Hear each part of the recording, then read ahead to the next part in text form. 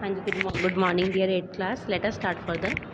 तो बच्चे, हम मेकाले के बारे में पढ़ रहे थे ना कि मेकाले की क्या सोच है इंडिया की लैंग्वेजेस के बारे में, इंडिया के कल्चर के बारे में। तो वही हम फर्दर आगे डिस्कस करते हैं कि पूरी एनर्जी के साथ मेकाले ने इस चीज़ पे एम्फसाइज्ड किया, मतलब जोर दिया कि इंग्लिश ही पढ़ानी चाहिए, इंग्लिश लैंग्वेज को ही पढ़ाना चाहिए। ही फेल्ट दैट, तो मेकाले ये फील करता है कि नॉलेज ऑफ इंग्लिश, कि इंग्लिश की नॉलेज से ही जो इंडियंस हैं वो वर्ड के एक फाइनेस्ट लिटरेचर को पढ़ पाएंगे जो कि वर्ड ने प्रोड्यूस किया है। उसको ये लगता है बेटे मेकाले को कि वेस्ट की नॉलेज ही बेस्ट है। उसे ये लगता है कि इंडियंस बेचारों ने तो कोई अच्छा लिटरेचर पढ़ा ही नहीं, कि अगर वो थोड़ी बहुत इंग्लिश सीख लेंगे तो वो वर्ड का अच्छा लिटरेचर पढ़ पाएंगे। तो मेकाले कहता है कि इससे इंडियंस अवेयर हो जाएंगे, उन डेवलपमेंट्स को देख लेंगे जो वेस्ट ने की हैं। ठीक है, वेस्टर्न साइंस और फिलॉसफी में जो डेवलपमेंट्स हुई हैं उसको इंडियंस समझने लगेंगे।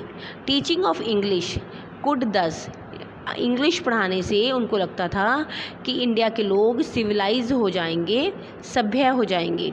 ठीक है, changing their taste, values and culture, और उसे लगता था कि इंडिया के लोगों के भी कल्चर, टेस्ट और वैल्यूज़ भी अब तो अच्छे है ही नहीं। उसे लगता था कि अगर वो इंग्लिश सीख लेंगे तो उनके टेस्ट, वैल्यूज़ और कल्चर जो हैं वो बेटर हो जाएंगे, अच्छे हो जाएंगे। अब आप बेकाले की पिक्चर भी देख लो, ये है बेकाले। ठीक है, नेक्स्ट है टॉपिक अब following Macaulay is minute. Macaulay की बात को फॉलो कर करके जो इंग्लिश एजुकेशन एक्ट पास हो गया 1835 में। ठीक है, इंग्लिश एजुकेशन एक्ट 1835 में इंट्रोड्यूस हुआ। Decision was taken to make English, और उस एक्ट में ये डिसीज़न लिया गया कि इंग्लिश जो है उसको medium of instruction for higher education, अगर हायर एजुकेशन को पढ़ाना है, हायर एजुकेशन है तो उसमें इंग्लिश मीडियम ही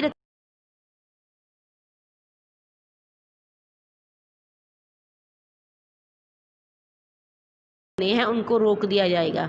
याद करो, एक मदरसा बना था और एक हिंदू कॉलेज बना था, कलकत्ता का मदरसा और बनारस का Sanskrit college.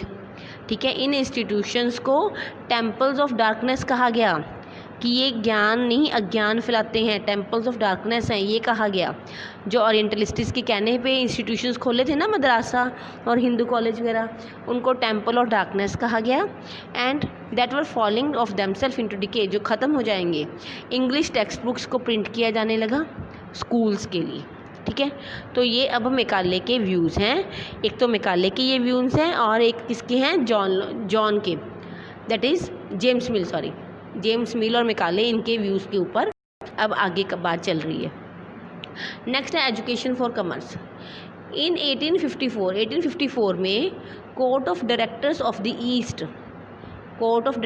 East India Company in London, कि लंदन में जो कोर्ट ऑफ डायरेक्टर्स है ईस्ट इंडिया कंपनी की, उन्होंने एक एजुकेशन डिस्पैच भेजा। ठीक है, to the governor general of India, India के गवर्नर जनरल को इंडिया में एजुकेशन सिस्टम कैसा हो इस बेसिस पे एक डिस्पैच भेजा। किसने भेजा है? कोर्ट ऑफ डायरेक्टर्स ने, ईस्ट इंडिया कंपनी के, जो लंदन में है। और उसको इशूड बाय चार्ल्स वुड, और चार्ल्स वुड ने उस डिस्पैच को इशू किया था। ठीक है, इस जो कि प्रेसिडेंट था उस टाइम, कोर्ट ऑफ डायरेक्टर्स का प्रेसिडेंट था चार्ल्स वुड, उसने इस डिस्पैच को दिया था। ठीक है, तो इसीलिए इस डिस्पैच का नाम है वुड्स डिस्पैच। तो ये वर्ड इंपॉर्टेंट है, इसलिए मैं इसको दोबारा से मार्क करती हूँ।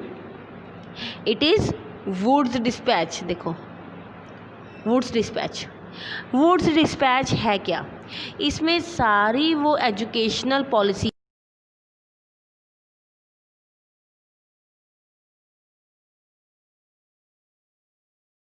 में बैठ के, और उनका जो प्रेसिडेंट है चार्ल्स वुड, उन्होंने बनाया ये, चार्ल्स वुड ने, कि इंडिया में एजुकेशन कैसे। देखो, जो लोग यहाँ रहते नहीं वो बताएंगे अब इंडिया में कैसा एजुकेशन सिस्टम हो। ठीक है, उन्होंने इस चीज़ पे जोर दिया। वुड्स डिस्पैच में ये कहा गया कि practical benefits of a system of European learning, इन्होंने कहा कि प्रैक्टिकली यूरोपियन लर्निंग ही बेस्ट है, और इन्होंने भी ओरिएंटल नॉलेज का विरोध किया। यानी कि वुड्स डिस्पैच भी किसके फेवर में आया?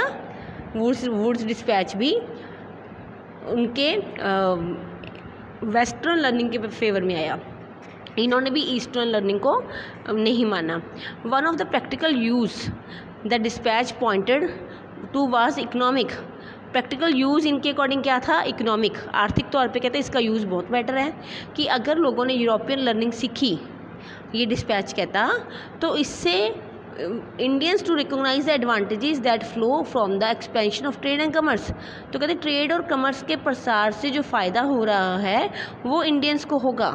और उन्होंने कहा कि इस तरह से developing the resources of the country, और कंट्री के रिसोर्सेज डेवलप होंगे। ये उन्होंने रीज़न दिया इंग्लिश पढ़ाने का इंडिया में, कि अगर ये लोग इंग्लिश पढ़ेंगे तो इससे इनको ट्रेड और कमर्स आ जाएगा और ये इंडिया के रिसोर्सेज को डेवलप कर पाएंगे।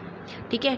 Introducing them to European way of life, कि इंडियंस को हम यूरोपियन तरीका सिखाएंगे जिससे उनके टेस्ट चेंज होंगे, जिससे उनकी डिज़ायर्स चेंज होंगी, and create a demand for British goods.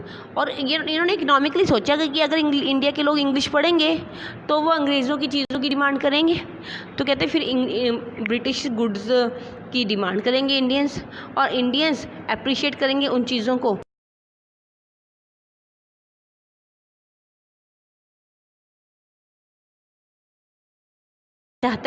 वो चाहता है ओरिएंटल नॉलेज का विरोध हो और यूरोपियन लर्निंग इंडिया में हो, क्योंकि इकोनॉमिकली इन्हें इंडिया में इंग्लिश पढ़ाने से फ़ायदा है, ताकि इंडिया के लोग इंग्लिश पढ़ें, ट्रेड को समझें, उनके टेस्ट चेंज हों, उनकी डिज़ायर्स चेंज हों, और वो ब्रिटिश गुड्स की डिमांड करें।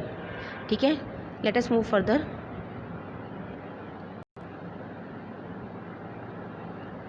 जस्ट वेट, काफ़ी ये चैप्टर थोड़ा बड़ा है बेटा। ठीक है,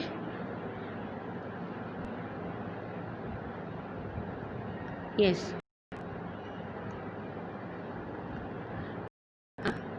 नेक्स्ट है ये वाला page. Wood's dispatch also argued that, Wood's dispatch में ये भी कहा गया कि European learning would improve the moral character of Indians, कि इंडियंस का मॉरल करेक्टर भी बढ़ जाएगा यूरोपियन लर्निंग से। It would make them truthful, कि इंडियंस ट्रूथफुल होंगे, ऑनेस्ट हो जाएंगे, और इस तरह से कंपनी को अच्छे सिविल सर्वेंट्स मिल जाएंगे अपने काम करवाने के लिए, जिन पे कंपनी ट्रस्ट कर सकेगी, विश्वास कर सकेगी, एंड डिपेंडेड अपॉन, और जिस पे कंपनी डिपेंड रह सकेगी। इनको लगता था कि जो ईस्ट का लिटरेचर है हमारा वाला, इंडिया वाला, was not only full of grave errors, के तो उसमें बहुत कमियां हैं, और it could not instil in people's sense of duty, और उस ईस्ट के कल्चर को पढ़ के, लिटरेचर को पढ़ के इंडिया के लोगों में सेंस ऑफ ड्यूटी भी नहीं है, एंड कमिटमेंट टू वर्क, वो कमिटमेंट टू वर्क भी नहीं है उनमें, काम करने के प्रति उनकी ईमानदारी नहीं है, और उन लोगों में स्किल्स नहीं है जो एडमिनिस्ट्रेशन को चलाने के लिए चाहिए होती हैं। ये वुड्स डिस्पैच में कहा गया कि जो ईस्ट का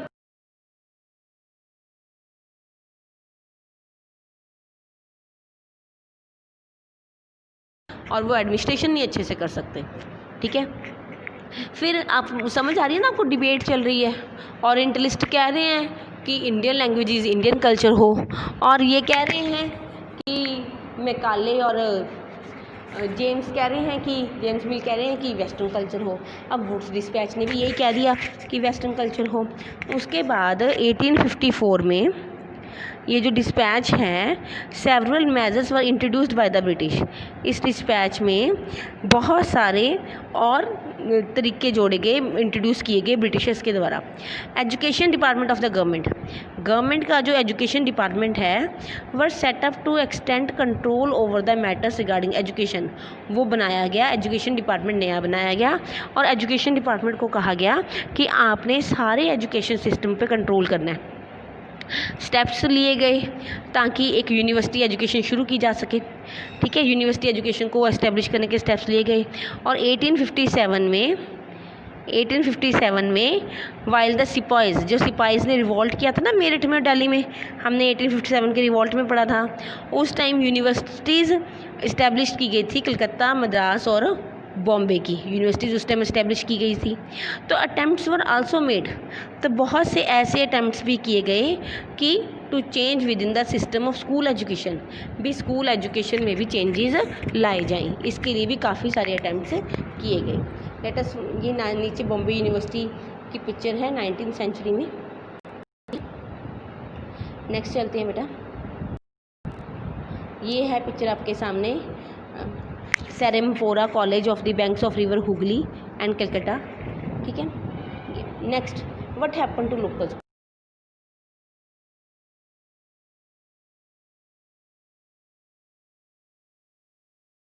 स्कूल से, उनके साथ क्या हुआ, वो कैसे स्कूल थे। तो कहते हैं do you have an idea, क्या आपको कोई आइडिया है कि उस टाइम बच्चे कैसे पढ़ते थे प्री ब्रिटिश इंडिया में। अंग्रेज़ों के आने से पहले भी तो हमारे स्कूल में स्टडीज़ होती थी, वो कैसे होती थी। ठीक है, कि आपको हैरानी होगी कि वो स्कूल जाते थे कि नहीं जाते थे। अगर स्कूल जाते थे तो ऐसा क्या हो गया ब्रिटिश रूल में कि उन्होंने स्कूल जाना बंद कर दिया। तो ये हम पढ़ते हैं यहाँ से, yes, report of William Adam. 1830 में एक पर्सन है विलियम एडम, जो कि स्कॉटिश मिशनरी का है। उसने टूर किया बंगाल डिस्ट्रिक्ट में और बिहार डिस्ट्रिक्ट में। वो गया विलेजेस में गया, बंगाल और बिहार के। पर्सन का नाम है विलियम एडम। ठीक है, और वहाँ पे जाके उसको कहा था ब्रिटिश ईस्ट इंडिया कंपनी ने कि वो रिपोर्ट बना के दे कि इंडिया में जो वर्नाकुलर एजुकेशन है, इंडियन एजुकेशन जो है, उसके ऊपर जो स्कूल्स खुले हैं उनमें कैसा काम चल रहा है। ठीक है, जो रिपोर्ट बना के दी एडम ने वो बड़ी इंटरेस्टिंग है, ध्यान से सुनो। उसने इंडिया के स्कूलों के बारे में क्या बताया।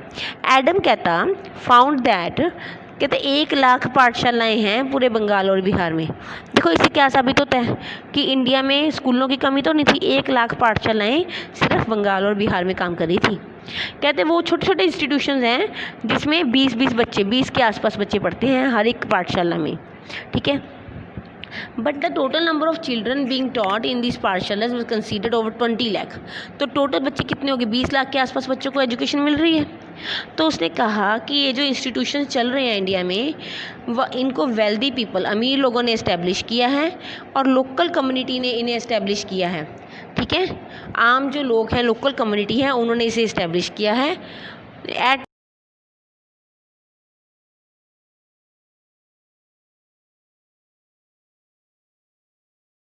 गुरुओं ने, लोकल कम्युनिटी ने या वेल्दी लोगों ने, और या फिर गुरुओं ने, टीचर्स ने खुद ने। तो उसने बताया, विलियम एडम ने बताया अपनी रिपोर्ट में कि ये एजुकेशन सिस्टम बड़ा फ्लेक्सिबल है। फ्लेक्सिबल समझते हो ना, इसमें चेंजेस आते रहते हैं। जैसे कि few things that you associated with school today were present in the पाठशाला। जो कुछ की चीज़ें जो हम आजकल स्कूलों में देखते हैं वो उस टाइम पाठशालाज में होती थी। पर there were no fixed fees, कोई फिक्स्ड फीस नहीं लेता था टीचर, ना ही कोई प्रिंटेड बुक्स होती थी, ना ही कोई सेपरेट स्कूल की बिल्डिंग होती थी, ना बेंच चेयर होते थे, ना ब्लैक बोर्ड होते थे, ना ही कोई सेपरेट क्लासेस होती थी, ना ही कोई रोल नंबर, ना रजिस्टर, ना ही कोई एग्ज़ाम्स होते थे, ना ही कोई रेगुलर टाइम टेबल था। ऐसी जगहों पे जो क्लासेस थी वो बनियन ट्री के नीचे लगती थी। ठीक है, एक ट्री के नीचे, कोई बड़ा सारा ट्री है उसके नीचे वो क्लासेस लग जाती थी। In other places it was in the corner of the village. ठीक है, कहीं विलेज के किसी कॉर्नर में क्लास लग जाती थी, किसी शॉप पे या किसी टेंपल के पास या फिर गुरु के घर पे ही। ठीक है, फ़ी डिपेंड किस बात पे करती है, फ़ी डिपेंड करती थी पेरेंट्स की इनकम पे। ठीक है, रिच पेरेंट्स जो होते थे वो ज़्यादा पे करते थे, पुअर पेरेंट्स कम पे करते थे। टीचिंग ऑरल होती थी, बस सिर्फ बोल के। गुरु ही डिसाइड करता था क्या पढ़ाना है। ठीक है, और वो भी बच्चों की ज़रूरतों के अनुसार, जैसा बच्चा है उस हिसाब से गुरु पढ़ाता था। स्टूडेंट्स अलग अलग सेपरेटेड नहीं होते थे, अलग अलग क्लासेस के, सारे इकट्ठे बैठते थे एक ही जगह पे। The Guru interacted separately with groups of children with different level. गुरु की मर्जी होती थी, वो बच्चों को उनके लेवल के अकॉर्डिंग, अलग अलग लेवल्स के अकॉर्डिंग ग्रुप्स भी बना सकता था।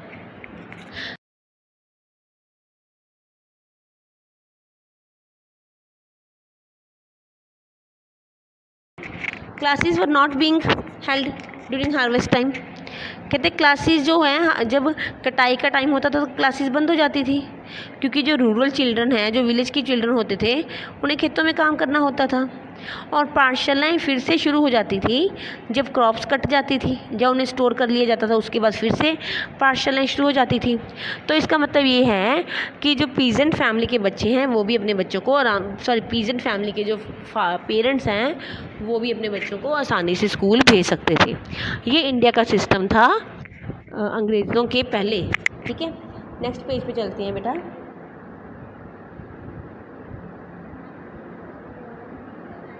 Yes, just wait. यस, हाँ जी, नेक्स्ट ये है new routines new rules. Yes,